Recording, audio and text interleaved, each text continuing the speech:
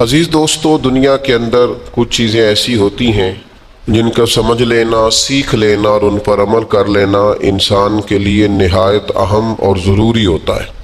تم کس طرح اللہ کا انکار کرتے ہو حالانکہ تم بے جان تھے، اس نے تمہیں زندگی عطا کی، کچھ نہیں تھے تم، عدم میں تھے، اس نے تمہیں وجود دیا، اور پھر ارشاد فرمایا ثم یمیتکم ثم یحییکم، پھر تمہیں مارے گا اور پھر تمہیں زندگی عطا کرے گا، ثم الیہ ترجعون، پھر تمہیں اسی کی طرف لوٹ جانا ہے۔ کبھی اس حقیقت سے کوئی شخص آنکھیں نہیں پھیر سکتا کہ یہ جو اس کا اپنا وجود ہے یہ بھی سارے کا سارا اللہ تعالیٰ کی مشیت اور اس کی رضا پر مبنی۔ اس نے اپنا وجود بھی اپنی مرضی سے تشکیل نہیں دیا، قد کاٹ اپنی مرضی سے تشکیل نہیں دیا، حسن و جمال اپنی مرضی سے تشکیل نہیں دیا، تو پھر کیسی عجیب بات ہے یہ روزمرہ کے معاملات اپنی مرضی سے تشکیل دینا چاہتا ہے۔ اسے چاہیے کہ جس طرح اس کا وجود، اس کا حافظہ، اس کے چہرے کی ساخت اس کی اپنی مرضی کی نہیں، رب رسول کی مرضی کی ہے، تو پھر یہ بھی زندگی اپنی مرضی کی نہ گزارے، اس حقیقت کا قائل ہو جائے کہ جینا بھی اسی طرح ہے جو حکم اللہ تعالیٰ نے ارشاد فرمایا ہے۔ لیکن زندگی اللہ کی دی ہوئی، رزق اللہ کا دیا ہوا، سانسیں اللہ کی دی ہوئی، لوگ جینا اپنی مرضی سے چاہتے ہیں۔ یہ حقیقت پسندی سے دور بات ہے۔ جس شخص نے جو مشینری بنائی ہے آپ اسی سے پوچھیں گے اس کو کیسے چلانا ہے، آپ اسی سے دریافت کریں گے کہ کیا چیز استعمال کرنے سے صحت ٹھیک ہوگی، کیا استعمال کرنے سے خراب ہوگی، آپ اسی طبیب حکیم کے مشورے سے چلیں گے۔ ہم من چاہی زندگی چاہتے ہیں تو سب سے پہلے تو اس حقیقت کو سمجھ لیں کہ کائنات کا رب، اور جب بنائی اسی نے ہے تو چلے گی بھی اسی کے حکم کے ساتھ۔ دوسری بات، پوری دنیا اس بات کو اچھی طرح تسلیم کر لے کہ اللہ کے لاڈلے اور آخری نبی جناب محمد الرسول اللہ ہے صلی اللہ تعالی علیہ وسلم۔ اللہ تعالیٰ نے ساری رعنائیاں، ساری خوبصورتیاں، سارا وقار اور ساری عزتیں نبی پاک کی غلامی میں جمع کر دیں۔ اب کوئی شخص اگر یہ چاہے گا کہ میں حضور سے ہٹ کر کہیں سے عزت اویل کر لوں، نبی پاک علیہ السلام کی پیروی سے ہٹ کر کہیں سے میں کوئی خیر کٹھی کر لوں، تو یہ حقیقت پسندی سے دوری ہے، ہو نہیں سکتا۔ وَمَن يُطِعِ اللَّهَ وَرَسُولَهُ فَقَدْ فَازَ فَوْزًا عَظِيمًا۔ کامیابی اسی شخص کو ملے گی جو اللہ اور اس کے رسول کی فرما برداری کرے گا۔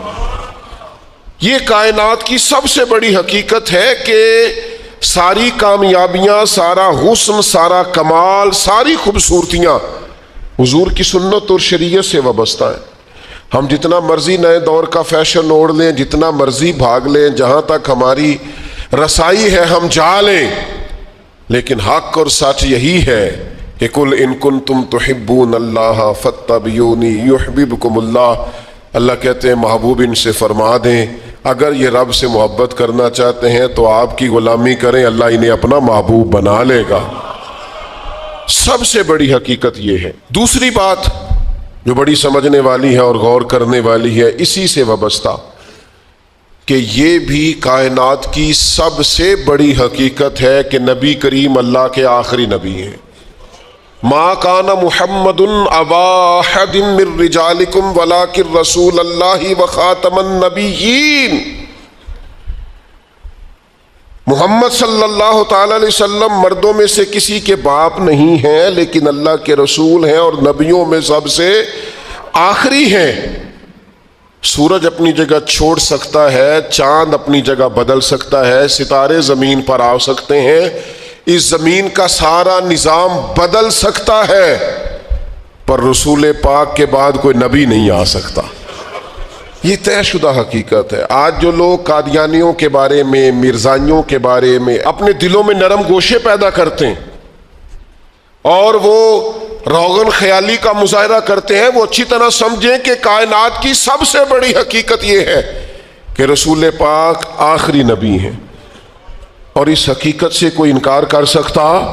یہ طے شدہ حقیقتیں۔ اب حقیقتوں کو کوئی شخص بدلے گا، وہ اپنی عقل کو گمراہی کے رستے پر ڈالے گا، یہ حقیقت طے ہے۔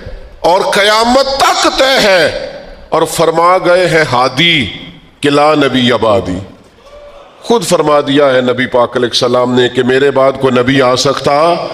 تو اس حقیقت کو میرا خیال ہے ہر شخص کو منوان تسلیم کر لینا چاہیے۔ تیسری بات، کائنات کی سب سے بڑی حقیقت یہ ہے، ان حقیقتوں کے بعد کائنات کی، اللہ رسول کو ماننے کے بعد کائنات کی سب سے بڑی حقیقت یہ ہے کہ دنیا میں جو آیا ہے اسے دنیا چھوڑ کر جانا ہے۔ بہت اچھا محل بنا لے، بہت اچھا گھر بنا لے، بہت آسودہ زندگی بنا لے، جتنے زندگی کے لیے اسباب درکار ہیں وہ سارے جمع کر لے، لیکن کل نفس ذائقۃ الموت، اس حقیقت کا انکار نہیں کہ دنیا بہرحال انسان نے چھوڑ کر جانا ہے۔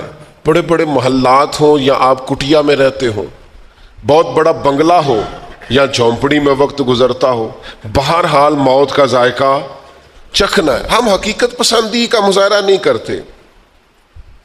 حضرت موسیٰ علیہ السلام کے پاس جناب اسرائیل آئے، میں جان نکالنے آیا ہوں، ایک تماچا رسید کر دیا، اللہ کے حضور حاضر ہو کے عرض کی مالک وہ جناب کلیم نے تو یہ کیا ہے، جلالی ہیں آپ اپنی طبیعت کے تعلق سے، تو فرمایا ان سے جا کے کہیے کہ وہ بیل کی پشت پر ہاتھ رکھیں، جتنے بال نیچے آئیں گے اتنے 1000 سال عمر بڑھا دی جائے گی۔ تو حضرت اسرائیل عرض گزار ہوئے، اللہ کے پیارے کلیم علیہ السلام آپ بیل کی پشت پر ہاتھ رکھیں، جتنے بال آپ کے دستے مبارک کے نیچے آئیں گے اتنے سالوں عمر بڑھا دی جائے گی۔ تو حضرت کلیم نے پوچھا پھر چلے 1000 سال ہو گیا، پھر نے کہا حضور پھر جانا تو ہے۔ تو پھر حضرت کلیم نے حقیقت پسندی کا سبق دیا، فرمایا اگر جانا ہے تو پھر آج ہی چلتے ہیں۔ او بھائی یہ زندگی ایک دن ہو یا 100 سال یہ گزر جاتی، دوش پر کملی ہو یا کہ شال گزر جاتی ہے۔